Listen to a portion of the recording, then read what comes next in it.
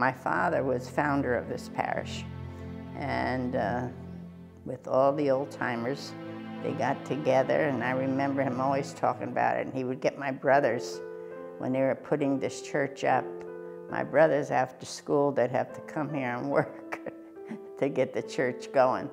And they all played a part in it. We had a family reunion for my mother's family, the Bartushaks, and my mom grew up on South 7th Avenue here, and there was a little map in this reunion materials, and it shows like where the Bartushak house is, and part of the street and who all the neighbors were, and part of the map though includes the church, so that, you know, it shows that even from, you know, the very time my grandparents started building the home there, it was part of the reason was because the church was here. In the 1950s, 60s, through the early 70s, a good number of our parishioners lived here in Manville. Today, most of our parishioners are spread out through Somerset, Middlesex, Ocean counties, Hunterdon counties.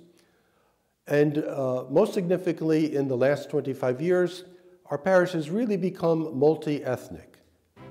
We have Russians, Ukrainians, Romanians, Georgians, Serbs, Greeks, and just plain Americans, and many converts. And so this represents for us a healthy mixture of people. In terms of our liturgical life, we try to incorporate the different saints from the different areas of the Orthodox world. And the people who have come, they've enriched our parish. They've enriched our parish with their culture, their ethnicity, and their intermingling with everyone else, so that our parish today is composed of young, old people, people from all walks of life, people that have different traditions, and all this united in oneness of faith, oneness of expression to God. And so we're very thankful to the Lord that although our census has declined, that the constituency of who we are in our membership, it's healthy, it's vibrant, and we have parishioners that actively participate and feel part of a parish community. And that's what is most important. One always hopes for a higher number numerically of people, but who we have to say that our parish is vibrant, and the vast majority of our parishioners partake of the fullness of parish life here. There are 3 teachers that teach Sunday school. 2 of them I really like. The 3rd is my mom, so I definitely like her. As you all know, I'm an altar server, and I enjoy it, but sometimes people get annoyed with one another and it becomes hard back there sometimes, which is sometimes why I need a little mental health break from it. Bishop Michael is very inviting. It's because he is friends with almost anybody, and he really enjoys being with the children and even the adults. One thing I learned in church that helps me in my everyday life is probably just to relax and trust in God.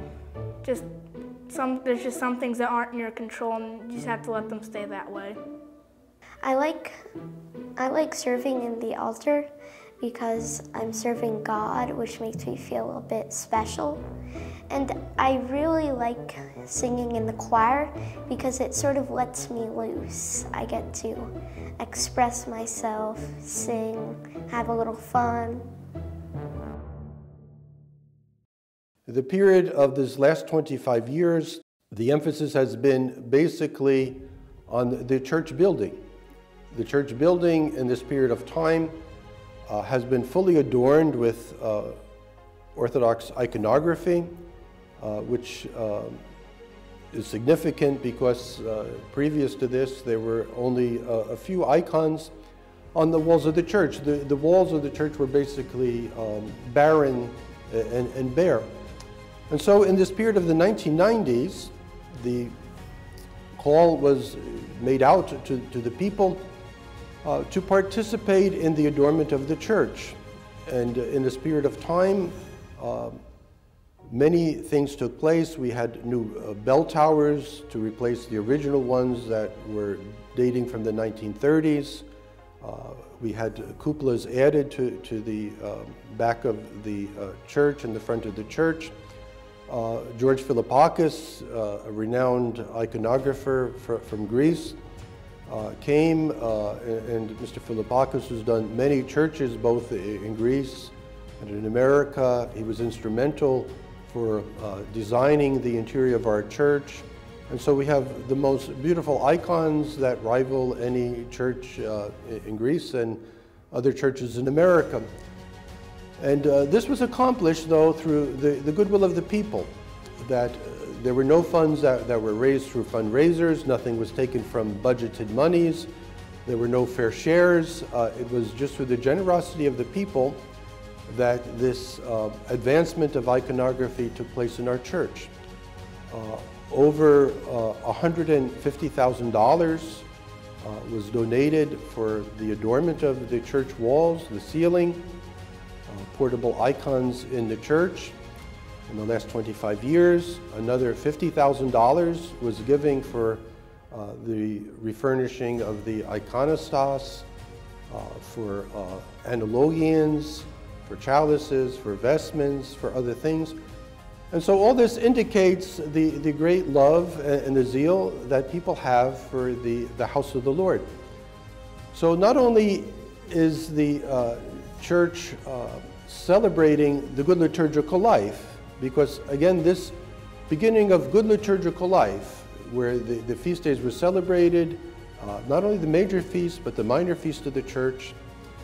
Full Lenten services have been taking place for the last 38 years in the church.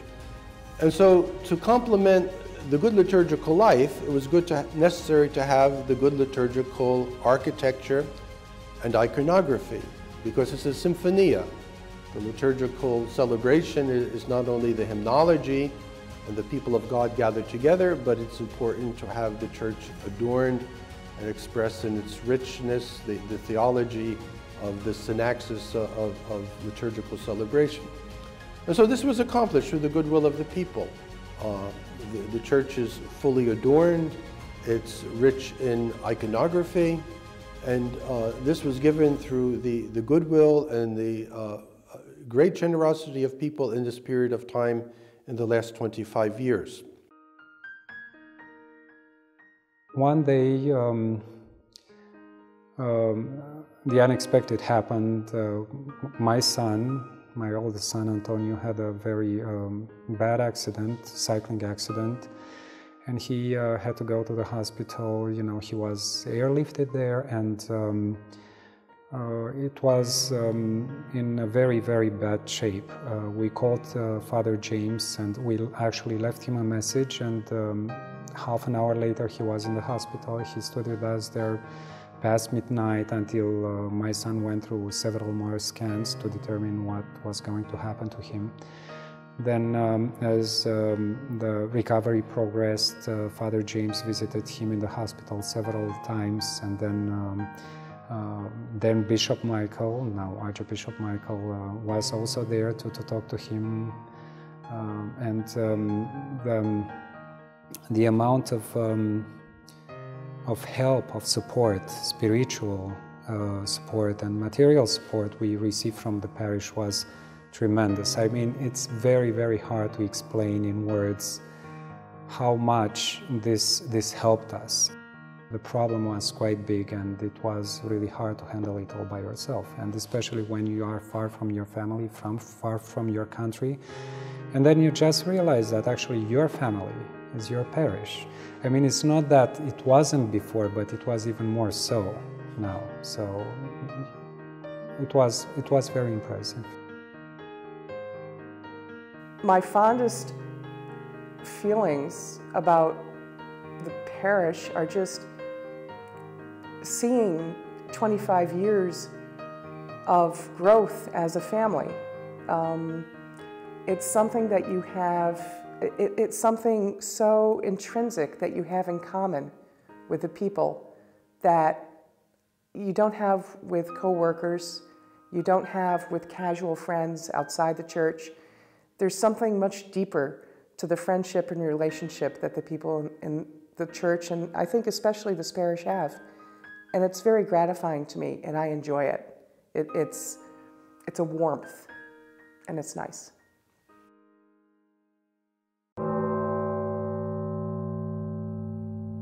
Give rest eternal and blessed repose, O Lord, to thy servants, our departed hierarchs, parish rectors, parishioners, founders, benefactors, relatives according to the flesh, all those departed who await the general resurrection from the dead, who lie in the cemetery of Saints Peter and Paul, and all Orthodox Christians who have fallen asleep, and do thou make their memory to be eternal.